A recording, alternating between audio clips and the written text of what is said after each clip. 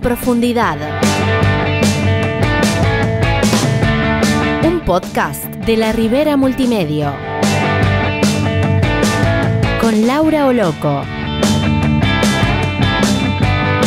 Un espacio para conocer la historia de vida de nuestros invitados, con una mirada simple y profunda que nos permita reflejar la esencia de cada testimonio.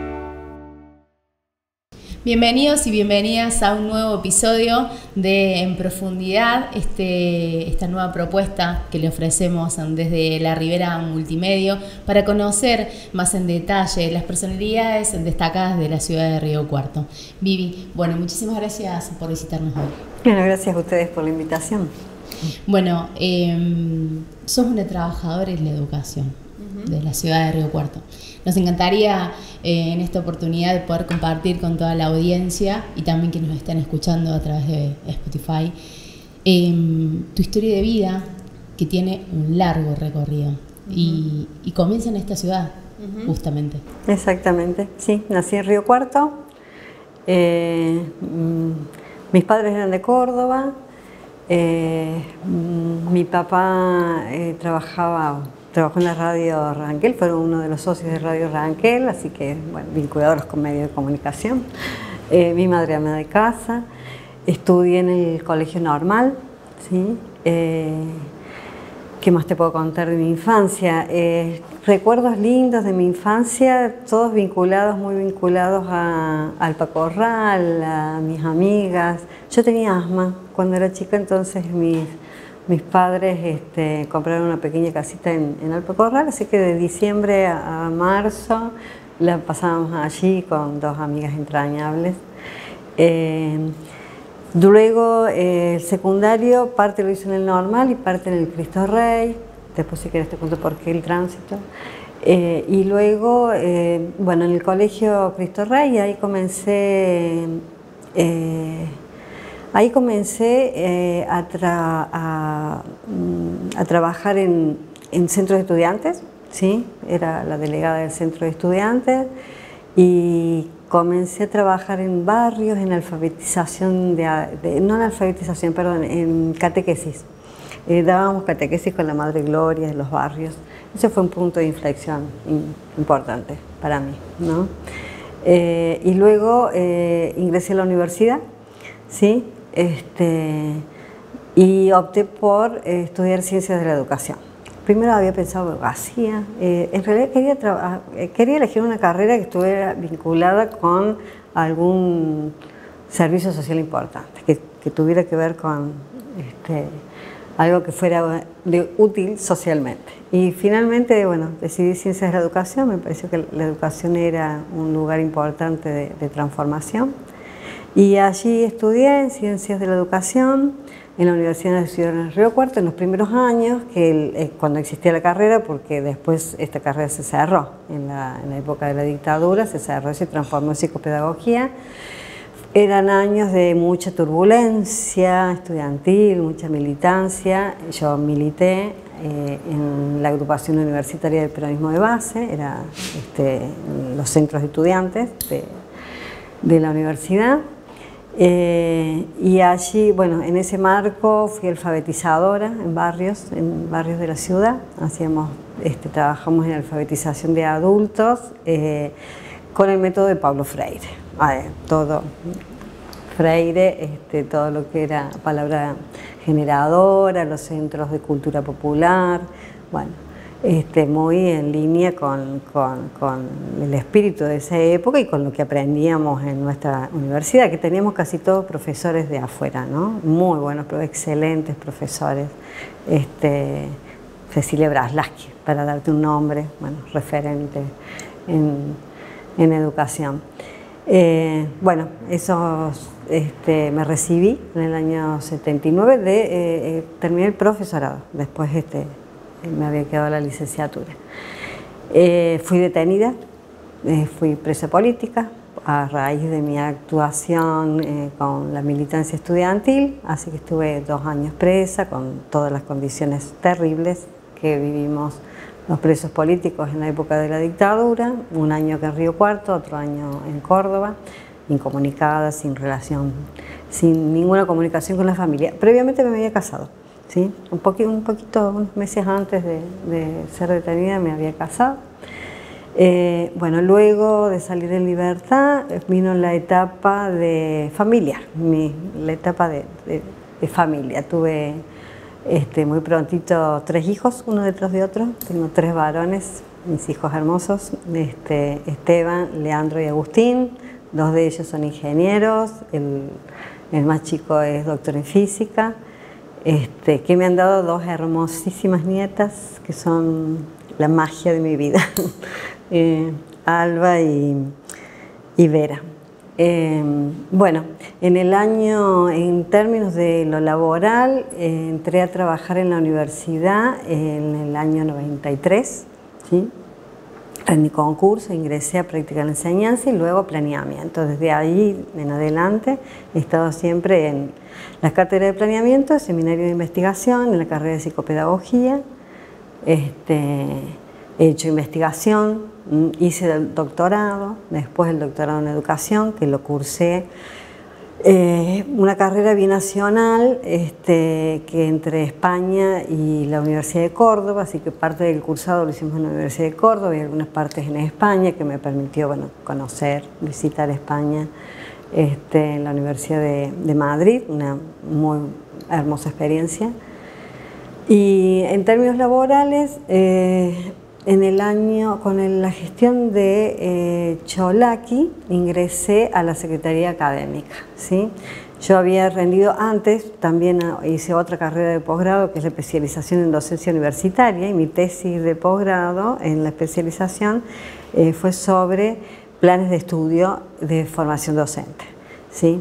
Así que quien era secretaria académica en ese momento escuchó mi exposición en la tesis y me dijo: necesito a alguien que sepa mucho sobre planes de estudio y de formación docente, así que bueno, me convocó para trabajar en la Secretaría Académica y ahí entré en la Coordinación de Innovaciones Pedagógicas y Desarrollo Curricular. Allí trabajamos mucho, un proyecto muy interesante que ya venía de años anteriores, pero nosotros de alguna manera lo retomamos y profundizamos, articulándolo con la investigación, que son lo que hoy ya están institucionalizados en la universidad, que son los proyectos de innovación e investigación para el mejoramiento de la enseñanza de grado, los PIMAG en la universidad. Vivi, bueno, un excelente resumen, ¿no? De que todo lo que fue tu historia, lo que es tu historia de vida. Si querés volvemos al pasado y volvemos atrás, y hablaste de tus veranos en Alpacorral. ¿Alguna anécdota que recuerdes, alguna vivencia con tus amigas entrañables? Bueno, muchísimas. Hasta el día de hoy Alpacorral sigue siendo el lugar de encuentro familiar, de encuentro con todas las familias, hijos, nietas. Y recuerdo, a ver, llegábamos y era ese contacto con la naturaleza, pescar renacuajos, salir a buscar mariposas, escalar cerros, en un tiempo en que Alpacorral era, a ver, no había agua corriente, nos bañábamos en el río, era otro, realmente vida de la naturaleza. Después la adolescencia, los bailes en el pueblo, ahora son las confiterías, bueno, en ese tiempo eran los bailes en el Amancay, hoy está todavía el lugar. Bueno, vivir la adolescencia, andar a caballo. Yo tenía mi caballo, ¿no? Lo que tenía allá, así que llegaba, montaba el caballo. Y estábamos todo el verano allá, así que con muchos hermosos recuerdos, tanto de la infancia.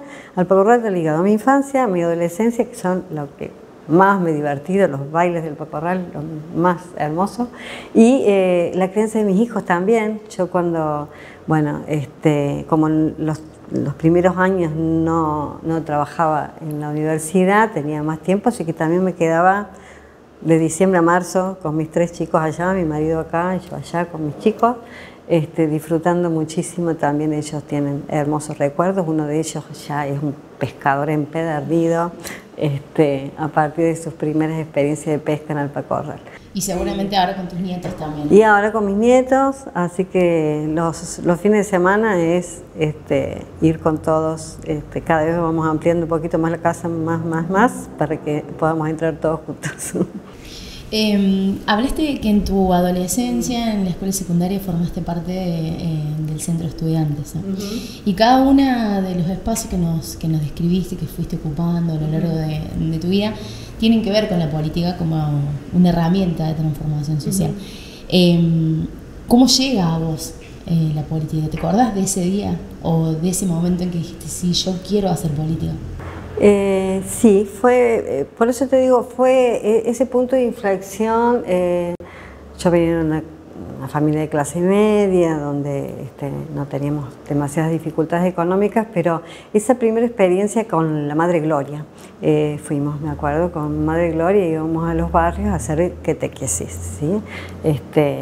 Y bueno, ese poner la experiencia de la pobreza, ¿sí? De poder, porque además de catequesis uno conversaba con las familias, íbamos viendo los problemas de las madres, de los niños, bueno, el meterse en toda la problemática de los sectores populares, bueno, uno empezó a pensar cómo podés colaborar o resolver esas problemáticas. Y bueno, convencerme de que no las resolves con asistencialismo, sino que necesitas cambiar las condiciones económicas, sociales, políticas, cambiar las estructuras económicas para que no haya pobreza, para que haya más justicia, más igualdad. Y vi también, o sea, siempre para mi educación, en eso sigo siendo muy freiriana, la educación es una práctica política. No política partidaria, que hoy se está confundiendo mucho, sino política en el sentido amplio, y la educación como una práctica también justamente para la transformación. Sí, y un derecho también, ¿no? Un derecho, por supuesto. Lo primero, para que tenga sentido político, tiene que ser un derecho universal, que es uno de los principios fundamentales, uno de los objetivos fundamentales de nuestro proyecto político hoy en la universidad, ¿no? ¿Y cómo fue volver, ¿no?, a la ciudad de Río Cuarto, ya después de todo este proceso que fue la dictadura militar, que casualmente estamos ya entrando, ¿no?, a lo que va a ser el 24 de marzo, que es un día para conmemorar, Día de Memoria Verde y Justicia? Una etapa muy oscura para el país, y seguramente fue muy duro transitar todo eso. ¿Algo que nos quieras contar o que quieras compartir? Bueno, todo creo que afortunadamente después de la democracia se ha podido conocer, ¿no?, dar a conocer todo lo terrible que fue esa época. Yo hoy converso mucho con los estudiantes y les digo, bueno, lo que hoy están haciendo muchos estudiantes, la militancia estudiantil, la militancia, un trabajo que hacen en los barrios, fue la causa que llevó a que muchos de nosotros, muchos desaparecieron. El caso de Berta Perazzi, por ejemplo, que trabajaba conmigo, y otros que, bueno, sufrimos tortura y la detención en condiciones tremendas, ¿no? Y bueno, afortunadamente hoy esto se conoce, hay organismos de derechos humanos, todo el trabajo de las madres de Plaza de Mayo, de abuelas, que permiten que esto no se repita, ¿sí? Creo que hoy afortunadamente sería impensable que se repita en nuestro país una situación como aquella, porque bueno, se ha avanzado mucho en el trabajo en derechos humanos, ¿no? ¿Y ese regreso fue tal vez un volver a comenzar? No sé si volver a comenzar, porque bueno, yo afortunadamente también te dije que estaba casada, mi marido me esperó, me acogió, tuve un contorno familiar que me facilitó el regreso, ¿sí? Fue más difícil, lo que sí fue muy difícil, el regreso al trabajo, ¿sí? Hasta el 84 era imposible pensar dónde iba, no porque fuiste presa política, así que hasta el 84, después del 84 todos se volvieron más democráticos, algunos, y y bueno, ahí ya fue más fácil el ingreso al trabajo, ¿no? Y cuando llega marzo, cuando llega este 24, que es el día en donde se conmemora, ¿sentís alguna sensación especial, algo diferente a lo que es el resto del año, digamos? Sí, sí, obviamente, pero sobre todo paradójicamente, podrá parecer paradójico, pero sí de alegría, en el sentido de que, bueno, hoy tenemos gente en la calle, las marchas, los actos, la gente que, bueno, recuerda justamente para que esto no se repita, ¿no? Y eso es alentador. Uno se siente acompañado, ¿no? Y siente que de alguna manera hay algún tipo de reivindicación a través de la memoria de todos los compañeros que no están. Hablaste de acompañamiento y también hablaste del rol importante de tu compañero. ¿Cómo se desarrolló, ¿no?, esos primeros años en familia? ¿Cómo fue esa experiencia? Bueno, ahí yo, como fueron los primeros años, yo no trabajaba, por un lado porque no se me habilitaba por mi condición, y después pude tener alguna posibilidad, pero bueno, me era muy difícil con los 3 niños, ¿no? Que esto ¿de qué da cuenta? Bueno, para que hablemos un poquito de la situación de género. Pertenezco a una generación donde el cuidado de los niños, de la casa, era para la mujer, para las mujeres, ¿no? Como era otro contexto, creo que el contexto, yo las veo ahora a través de mis nueras, ¿no? Era otro contexto, no era un peso para nosotros, ¿sí?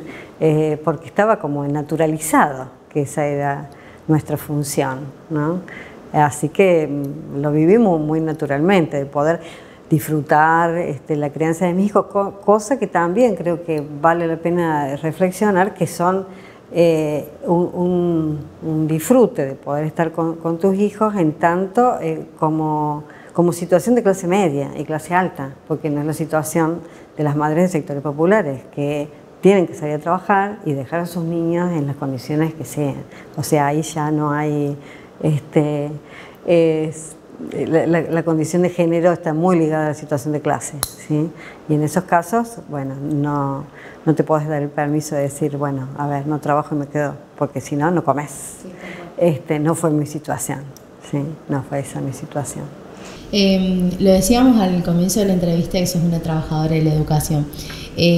¿Cómo atraviesa esto también a tu familia, no? Digamos, sos o fuiste la mamá que estaba ahí, digamos, pendiente de las tareas, de ayudar con los deberes, ¿cómo es?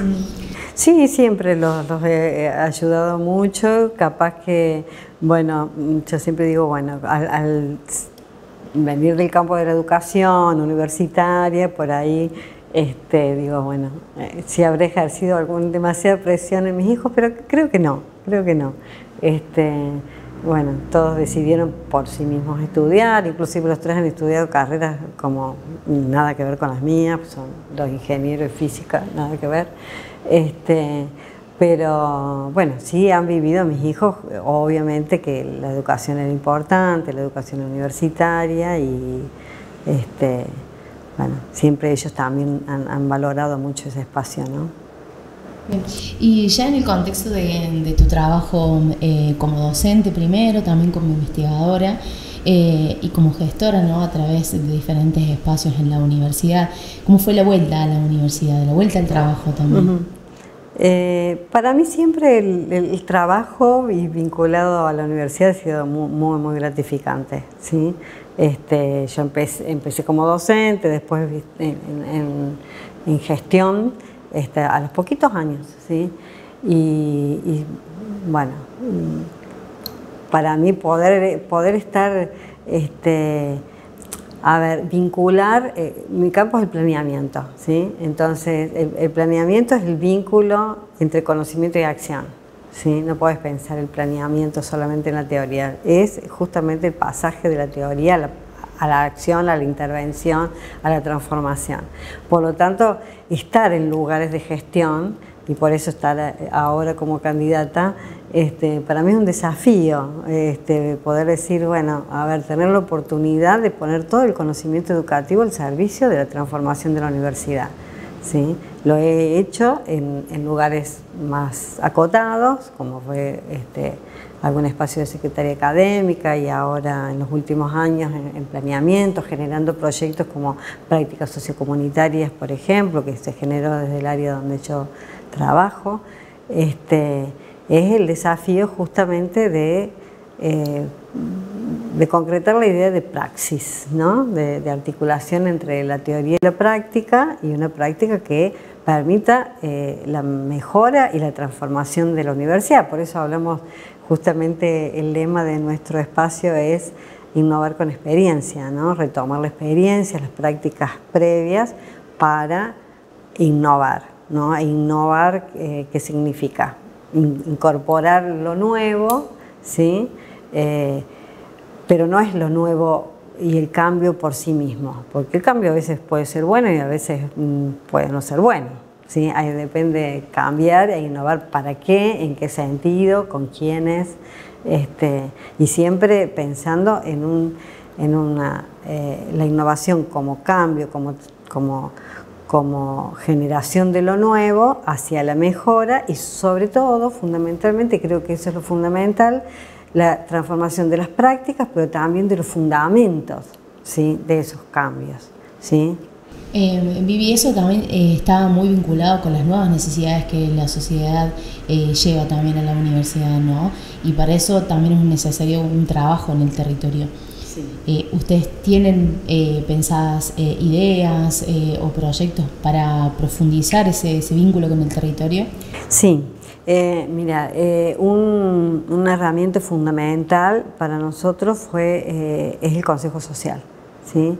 Que fue el Consejo Social, se creó en la gestión de Ruiz, ¿sí? Yo era consejera superior, así que fui una de las que como consejera superior pudimos terminar de dar forma a ese proyecto de creación del Consejo Social y de aprobación en ese organismo máximo de gobierno, y tomó mucha fuerza durante los 8 años de gestión de Rovere. Yo he participado y trabajo mucho con el equipo de Consejo Social, con Manuel Schneider, con Estefa, y es un espacio que permite, que es un puente, lo entendemos así, ¿no? Como un puente entre el territorio y la universidad, ¿sí? Un puente de diálogo entre estos dos espacios, porque el Consejo Social, a través de las mesas territoriales, es el que permite recoger cuáles son las problemáticas, las necesidades de los distintos sectores. Mesas territoriales, y también se han hecho asambleas invitando a todos los sectores, gremios, escuelas, inspectores, sectores de la industria, municipios. Bueno, en esas asambleas con las distintas representaciones de los distintos sectores, Estado nacional, provincial, se han ido recogiendo las problemáticas que permiten, a partir de ahí, ir planificando proyectos a través de los distintos instrumentos que tiene la universidad. ¿Cuáles son esos instrumentos? Bueno, dependerá también de cuál es la problemática que ha ido planteando cada uno de esos sectores, ¿no? Entonces, algunas problemáticas se han dado curso a través de proyectos de investigación, porque lo que se demandaba, ¿sí?, era justamente conocer más alguna problemática, ¿sí? Otros han dado lugar a prácticas sociocomunitarias. Unas prácticas sociocomunitarias, para los que no lo saben, son que fue la primera universidad del país que incluyó las prácticas sociocomunitarias en el currículum. Hoy hay más de 12, 15 universidades que lo han incorporado. Son prácticas que hacen los estudiantes, aprenden contenidos de sus materias al mismo tiempo que hacen algún trabajo en territorio con organizaciones sociales, instituciones, resolviendo problemáticas de esa comunidad, ¿sí? Prácticas sociocomunitarias, proyectos de extensión, proyectos de innovación, etcétera, que bueno, se han ido articulando a partir justamente de este vínculo, de esta articulación, en donde el Consejo Social es puente. Creo que el desafío hoy es, creo que se ha avanzado mucho, se ha trabajado bien en ese sentido, pero el desafío, creo, hoy, haciendo una evaluación, yo estoy en el área de evaluación de la universidad, he hecho la autoevaluación de toda la universidad para que dé lugar a la evaluación externa, es avanzar más regionalmente, avanzar hacia el sur de Córdoba, al menos al sur de Córdoba, ¿sí? Y mucho más trabajo con los municipios y con otras organizaciones que vayan más allá del territorio cercano a Río Cuarto, ¿sí? Que retomando, por eso una de las propuestas que hacemos es proyectos integrales, ¿sí? Donde podamos estar colaborando con los municipios en planes de desarrollo territorial, recuperando tal vez y aprendiendo lo bueno y lo malo de aquella experiencia de lo que fue la DESUR. Bien, y además también durante estos días que se está desarrollando la campaña en la Universidad Nacional de Río Cuarto, le contamos también a la comunidad que nos está viendo que las elecciones van a ser el 11, el 12 y el 13. Ustedes están recorriendo toda la universidad, ¿no? Sí, toda. ¿Cómo se vive en estos días?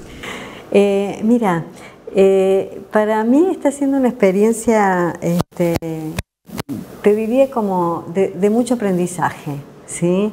De conversar con la gente, porque el poder dialogar, hemos dialogado con no docentes, con docentes, con graduados, hemos ido también a colegios profesionales, con los estudiantes.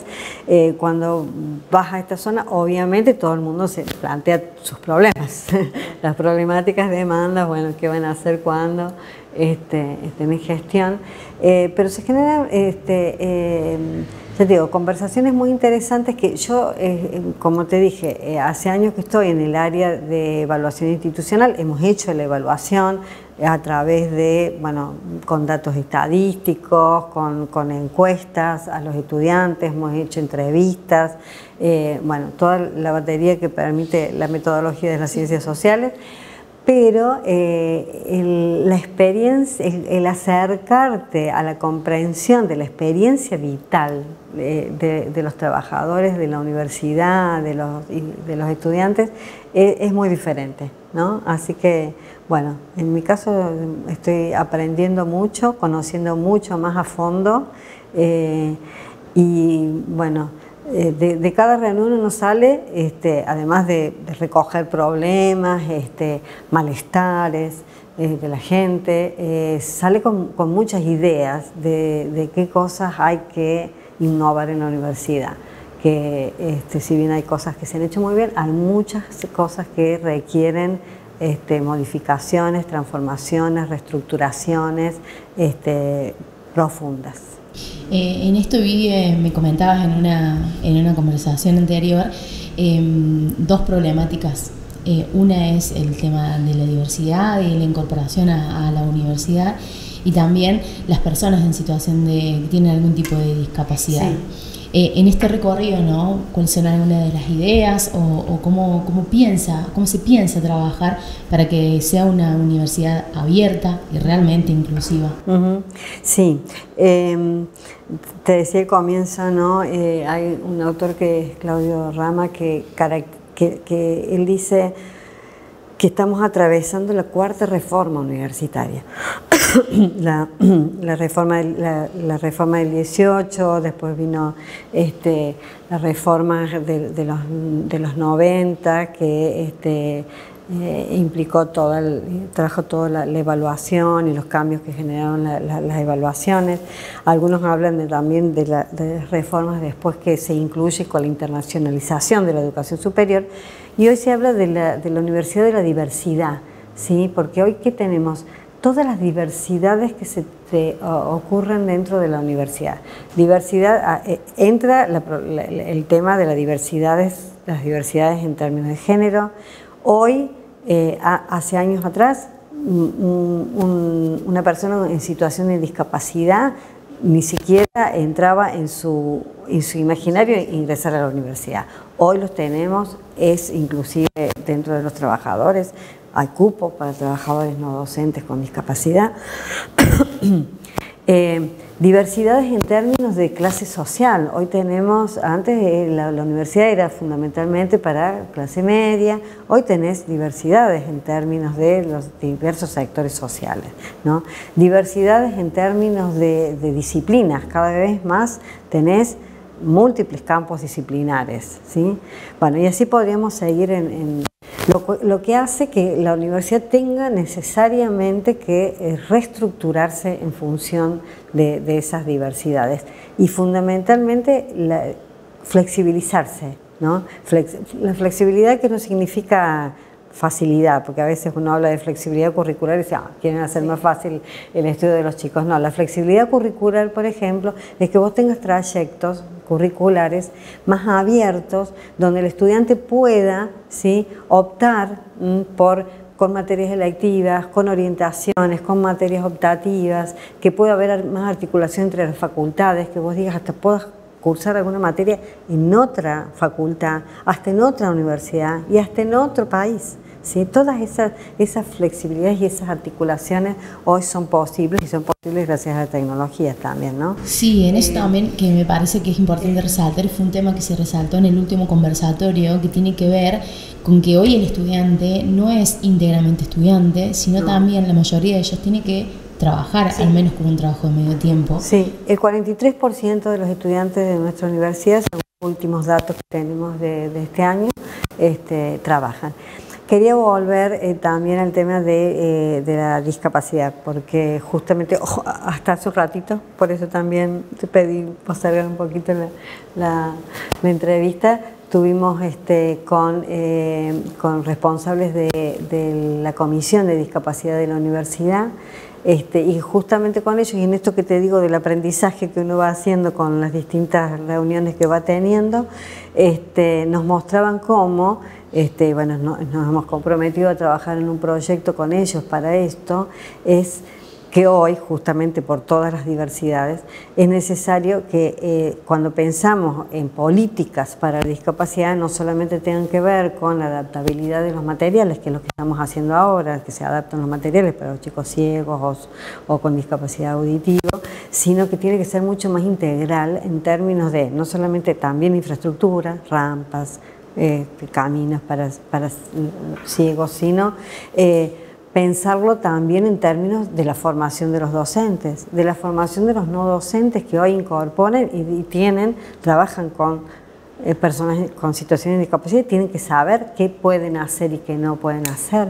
Para los comunicadores también, pensábamos, bueno, sería en la carrera de comunicación tendría que haber algún espacio de aprendizaje, porque nos decían ellos, por ejemplo, bueno, los flyers no los puede ver un ciego. Claro. ¿Sí? Es como acompañar ese proceso de transitar la universidad. Claro, entonces debería cambiar la señalética de la universidad si queremos adaptarlos para todos los sujetos en situación de discapacidad, que haya un QR en lugar de cartel, además del cartel, un QR, de tal manera que sepan por dónde van, ¿no? Bueno, son muchas las modificaciones. Bueno, ahí estuvimos ahí haciendo un torbellino de ideas, de posibilidades, que bueno, todo requiere presupuesto, requiere más recursos, pero como yo les decía recién, bueno, hagamos el proyecto. Cuando uno tiene un buen proyecto a corto, mediano y largo plazo, decimos, bueno, queremos ir hasta allá, esa es la imagen objetiva hacia donde queremos ir, pero con visos de viabilidad vayamos pensando a acciones a corto y mediano plazo, de tal manera de ir trabajando en ese sentido. Y cuando uno tiene buenos proyectos, siempre encuentra alguna puerta en el Estado provincial o en el Estado nacional que puede responder, ¿no? con presupuestos. En eso vamos a estar trabajando mucho, tratando de trabajar muy articuladamente con Estado municipal, provincial y nacional para lograr apoyos en términos de presupuestos para los proyectos que necesita la universidad, y también articulaciones, es decir, proyectos que les sirvan también, porque creo que ese es otro rol fundamental de la universidad, que es ser la voz que enriquezca los debates públicos y que aporte a las políticas públicas. ¿no? En este momento estamos haciendo, por ejemplo, un trabajo desde el instituto al cual yo pertenezco, que es el Instituto de Estudios Sociales, Territoriales y Educativos, que estamos haciendo esto acerca de la viabilidad de la ruta entre Río Cuarto y Villa María, ¿sí? En mi caso, que yo soy de educación, estamos haciendo un trabajo de ver qué facilitaría y no en términos de articulación con la Universidad de Villa María. Otros están haciendo estudios en términos de riesgos ambientales, desde el punto de vista social o sociológico, del imaginario de los pobladores por los cuales podría atravesar esa ruta. Y eso es un aporte que sirve para las decisiones políticas, ¿sí? Y eso me parece que es un rol súper importante de la universidad, que también es otra línea de trabajo que queremos profundizar. Vivi, también tu trayectoria, y lo viniste mencionando, ¿no?, a lo largo de la charla, en lo que es la evaluación institucional de la universidad. Primero me parece importante como contarle a toda la gente que nos esté viendo en qué consiste que la universidad se mire puertas adentro, ¿no?, para luego tomar decisiones, como lo venís mencionando vos, de transformar, de adecuarse a diferentes necesidades que tiene la sociedad. Bueno, es fundamental. Como te dije, yo soy especialista en planeamiento, no se puede pensar el planeamiento independiente de la evaluación. Vos no podés planificar si no tenés una clara evaluación de los problemas que tiene la institución que vos querés planificar y transformar, ¿sí? Y la evaluación justamente además tiene que ser permanente, no puede ser que nos pongamos a evaluar porque viene la CONEAB, no. Tiene que ser un proceso permanente de aprendizaje, porque es una forma de aprendizaje institucional, ¿sí? Y que además combine, porque ¿qué significa evaluar? Es conocer, comprender algo, pero para mejorar y transformar. Esa es la diferencia entre la evaluación y la investigación. Es conocer, pero para transformar, para mejorar. Y la necesidad de que la evaluación, además de la integralidad de todas, de tomar todos los aspectos y dimensiones de una universidad, recoja las voces de todos los actores, ¿sí? Que bueno, es lo que intentamos hacer con la autoevaluación, con encuestas a estudiantes. Tuvimos encuestas de más de 6.000 estudiantes, entrevistas a docentes, bueno, análisis documental, no docentes, miembros de la comunidad, pero yo lo que, bueno, también nuestra proyección es que eso sea un trabajo constante, ¿sí? Porque de hecho, bueno, hicimos la autoevaluación en el año 2017, en pandemia centramos la evaluación, ahí trabajamos también desde el área de evaluación muy fuertemente, centramos la evaluación en qué estaba pasando con los estudiantes en los procesos de enseñanza y aprendizaje. Y ahí también trabajamos con encuestas y entrevistas a docentes y estudiantes para ver, bueno, qué estaba pasando. Claro, bueno, teníamos que ver cuáles habían sido las transformaciones, qué pedían, qué necesidades, bueno, y nos dejó datos muy interesantes en términos de qué continuar y qué no continuar en un contexto de pospandemia, ¿no? Hay datos muy interesantes de lo que dicen los estudiantes en torno al uso de las tecnologías para la enseñanza. Bueno, así como se hizo esa evaluación en esa coyuntura particular, en ese contexto particular, hay que seguir haciéndolo, y de los proyectos específicos, ¿no?, que nos permitan conocer para saber qué es lo que hay que mejorar, qué es lo que hay que transformar. Sin ese conocimiento no se puede avanzar. Y triangulando, no solo metodológicamente hablamos de triangulación, no solamente de lo cuantitativo, porque a veces se pone mucho peso en los indicadores. Creo que ha habido mucho por ahí, desde algunas visiones más tecnicistas, de decir, bueno, la evaluación son números, estadísticas. Eso te da una mirada extensiva, pero la otra, que es la mirada más comprensiva, que es la interacción cara a cara, a través de encuentros, entrevistas, es fundamental. Es fundamental también porque te permiten ver, bueno, otras cosas que los números no te muestran. Vivi, para llevar adelante ese trabajo, estimo, se necesita un equipo de trabajo primero que sea responsable y además también que pueda tomar de primera mano, ¿no?, las necesidades de los diferentes claustros de la universidad. Sí. ¿Cómo está conformado ese equipo? El equipo de evaluación, necesitaríamos más equipos. Tenemos, que creo que tiene que haber siempre, tengo una colega que se ha formado conmigo, que es de educación, de psicopedagogía. Tenemos gente, profesionales que manejan más los aspectos estadísticos, ¿sí?, y comunicadores. Sí, siempre hemos tenido en el equipo, se fue una colega que ganó un concurso en el departamento de comunicación, lamentablemente, pero después incorporamos a otra colega de comunicación. Esas tres patas tienen que estar siempre en un equipo. Alguien que maneje lo educativo, porque la evaluación es educativa, en el sentido de que evaluamos una institución que es educativa, por lo tanto tenés que conocer el campo. Alguien que maneje los aspectos más estadísticos y la comunicación, porque después también cómo comunicas los resultados de la evaluación son sumamente importantes, ¿sí? En el planeamiento no se puede desprender tampoco de la comunicación, ¿no? Porque cómo trabajas la interacción entre los actores y cómo presentas la información. Bueno, ustedes lo saben mejor que yo, que se dice, que se oculta, que se enfatiza, cómo se presenta.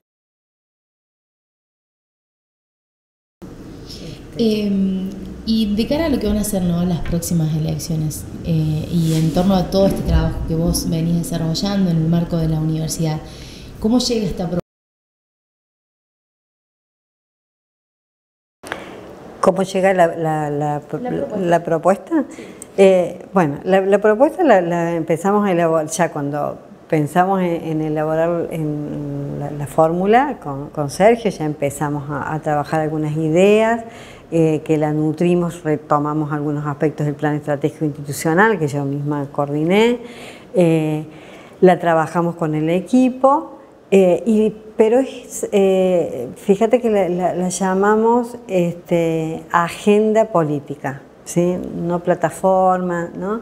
¿Por qué? Porque entendemos que es una primera propuesta de trabajo, de gobierno, ¿sí?, que es enriquecida. De hecho, ya en todo caminar la universidad y a hablar con los distintos actores de distintos claustros, vamos modificando, reformulando, y creemos que la propuesta justamente tiene que ser abonada desde distintas miradas. Con coherencia, ¿sí?, con coherencia, ¿no?, con coherencia global en torno a los principios ideológicos fundamentales, porque es cierto que también en algunos momentos hemos recibido algunas propuestas, en algún encuentro con docentes, algún docente que nos ha dicho, y miren, hay que poner ingreso restringido, tiene que haber ingreso a la universidad, ingreso con examen, claro, ¿no?, como hay bueno, aunque sí, hoy por ley tampoco se podría.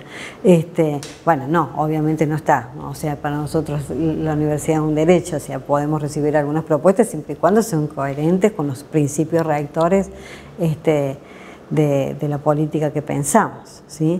Pero es un proceso en construcción, así como el planeamiento es un proceso que vos vas, que no es un libro que escribís, ¿sí? Yo me peleo mucho siempre con eso, de la idea de que planificar es escribir un plan, escribir un libro. No, la planificación es una herramienta de gobierno y se va haciendo, como un autor que yo trabajo mucho, que es Carlos Matus, se construye en el andar, ¿sí? Y esta propuesta nuestra también está escrita, está en la página web, está en todas las redes, pero es un proceso en construcción, ¿no? Se da un hecho histórico en estas elecciones, y es que las tres fórmulas tienen candidatas mujeres a ocupar el vicerrectorado. Primero, ¿cómo llega a vos? Si llegó de alguna manera, estimo que sí, el feminismo, y si te atraviesa, y cómo llega esta posibilidad de ocupar este lugar de liderazgo, de poder, de decisión en la universidad. Bueno, creo que es un tremendo avance esto de romper el techo de cristal, ¿no? Si uno ve las estadísticas, son muy pocas las mujeres que han llegado al rectorado y además es muy reciente. Creo que en este momento son 11 las rectoras que hay a nivel del sistema universitario nacional y por lo tanto significa un gran avance. Inclusive si vos ves a nivel de docencia, eso, los datos de nuestra universidad lo muestran también, en docencia y en investigación, son muchas las mujeres en docencia y en investigación, pero son pocas las que llegan a cargo de titular y son pocas las que llegan en la carrera, por ejemplo, de CONICET a investigadores principales, ¿sí? O sea, allí se achica. Y bueno, que tiene que ver con las condiciones de vida de la mujer. Por lo tanto, creo que el movimiento feminista además, creo que es un movimiento social importante, ¿no? Que va más allá de los avances que podemos llegar a lograr las mujeres en la vida educativa, en la vida política, en la vida social. Así que creo que, bueno, este hecho de que tengamos una candidata a rectora mujer y 3 candidatas vicerrectoras mujeres, va a ser la primera vez que en la universidad, en cualquiera de los 3 casos, va a haber una mujer en rectorado. Es un gran avance, ¿sí? Y justamente como somos tres candidatas vicerrectoras, me gusta señalar también la concepción que tenemos con Sergio en términos de rector y vice, ¿no?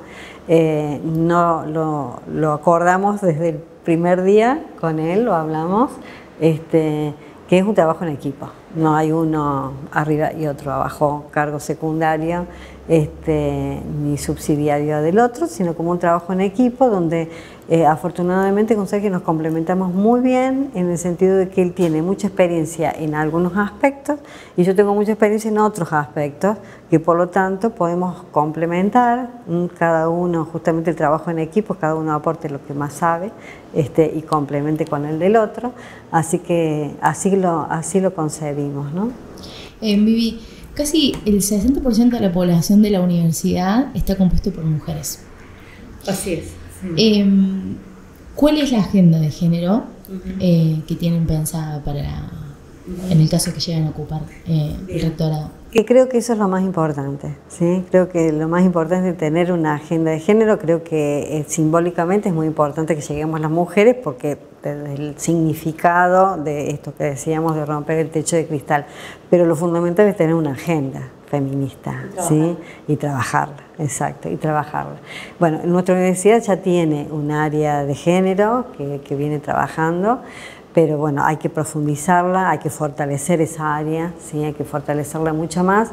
Y en ese sentido, ¿qué tenemos? Una de las medidas fundamentales que pero hay que trabajarla para que, como te digo, las ideas se transforman en acciones, que es el planeamiento, que es la incorporación de la problemática de género en todos los planes de estudio. Vos sabés que estamos en un proceso que llamamos de innovación curricular, que implica mayor flexibilidad curricular y entre las reformas que se proponen en los planes de estudio es que haya contenidos transversales obligatorios en todas las carreras, independientemente del campo disciplinar.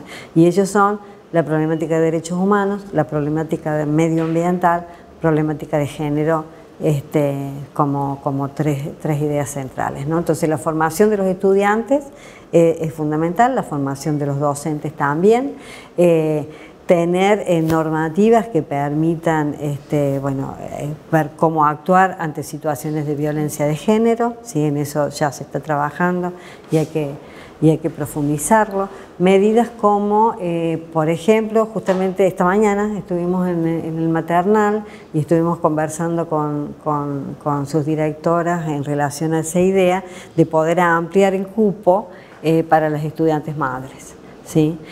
Otra idea, que esto ha sido sugerida por los estudiantes, entre todas estas charlas y las sugerencias que recibimos, una de las sugerencias que nos han hecho, que nos parecen muy interesantes, es trabajar la licencia, ¿sí? Maternal, que ya hay algunos avances, pero bueno, institucionalizarlo a esto a través de las normas, ¿sí? De tal manera que las mamás durante sus embarazos, partos, se flexibilice las posibilidades de asistencia, ¿no? Estas son algunas de las tantas medidas que hay que tomar en términos de género, ¿no? Bien. Y Viviana, ¿cómo se están viviendo, digamos, cómo estás viviendo vos, ¿no? Personalmente, esto de recorrer cada espacio, de poder dialogar de primera mano con los estudiantes, con tus colegas, con los docentes, con los investigadores. Personalmente, ¿eso cómo te atraviesa a vos? Te decía, es una experiencia para mí vital muy interesante, de mucho aprendizaje, porque si bien, como te decía, yo he estado en la autoevaluación de la universidad, pero en la autoevaluación vos accedes, por un lado, a través de las estadísticas, documentos, hemos hecho encuentros, pero sentarte y estar hablando una hora o hora y media con un grupo de trabajadores no docentes, de trabajadores docentes, de estudiantes, es muy diferente, ¿sí? Un conocimiento vivencial, ¿no? Que también me ha llevado a pensar mucho y conversando también con muchos trabajadores no docentes y docentes, que sea una práctica. Bueno, eso lo dicen siempre, ¿viste?, en las elecciones, que los políticos van cuando están haciendo la campaña y después no vuelven más. Me parece que es una práctica que hay que sostenerla, si ganamos el compromiso de sostenerla permanentemente, ¿no? Es decir, de no encerrarte, a veces como el término vulgar de comer la diaria, también lo hemos conversado con Sergio en esta división de funciones, que eso no sucede, que alguno de los dos en algún momento pueda seguir recorriendo el campus, escuchando a la gente, escuchando a los estudiantes, porque los problemas son hoy, pero en 4 años el dinamismo es impresionante, entonces poder... Sí, totalmente. Y que justamente eso rescatan mucho, sobre todo los trabajadores no docentes, la gestión de Cholaki, de Leonidas Cholaki, que fue un gran rector que tuvimos, que él 7 de la mañana se iba y tomaba mate todos los días con algún grupo docente, con algún no docente, y recorría el campus, ¿no? Entonces, bueno, eso rescatan mucho y creo que hay que sostenerlo, porque, bueno, no se puede, repito nuevamente, no se puede planificar y gobernar sin conocer. Sí. Y en esto de conocer, cuán importante es también no solo conocer y poder dialogar con los sectores que están en la misma línea, si se quiere, de pensamiento ideológico, sino también quienes están en la vereda del frente o que tienen alguna concepción diferente sobre un mismo tema. Me parece que eso hace la riqueza, ¿no?, de poder llevar adelante esta universidad que, como venimos charlando, que sea abierta para toda la comunidad. Sin lugar a dudas, es uno de los temas que más trabajo con mis estudiantes. Justamente yo te decía que trabajo mucho con Carlos Matus, que él habla del planeamiento situacional. El planeamiento es situacional. ¿Qué quiere decir que es situacional? Porque cada actor ve la realidad desde su lugar, desde los objetivos, desde sus ideologías, desde sus marcos. No hay una sola realidad, hay múltiples realidades, ¿sí? El estudiante mira la universidad desde su lugar de estudiante, el docente desde su lugar de estudiante, y después los vemos a la luz de las ideologías, de esos lentes de distintos colores que son de las historias de vida. Entonces, para planificar y gobernar tenés que tener en cuenta todas las visiones, ¿sí? Tenés que tener en cuenta todas las miradas para poder entender el problema en su integralidad, ¿sí? Además, desde una concepción democrática, la escucha de todas las miradas es imprescindible, ¿no? Bueno, te agradecemos muchísimo, ¿no?, por este tiempo que te has tomado con nosotros aquí en la Ribera Multimedia, y esperamos haber podido compartir, ¿no?, con toda la comunidad algo de todo lo que fue tu historia de vida y sigue siendo, y seguramente vas a seguir construyendo desde diferentes lugares. Seguramente, desde el lugar que estemos, uno ama la universidad y vamos a poner desde donde sea siempre todo el conocimiento y la experiencia para mejorar la universidad. Muchísimas gracias. Bueno, y gracias a ustedes. Es Viviana Macquerola en este podcast de la Ribera denominado En Profundidad. Muchísimas gracias por estar ahí.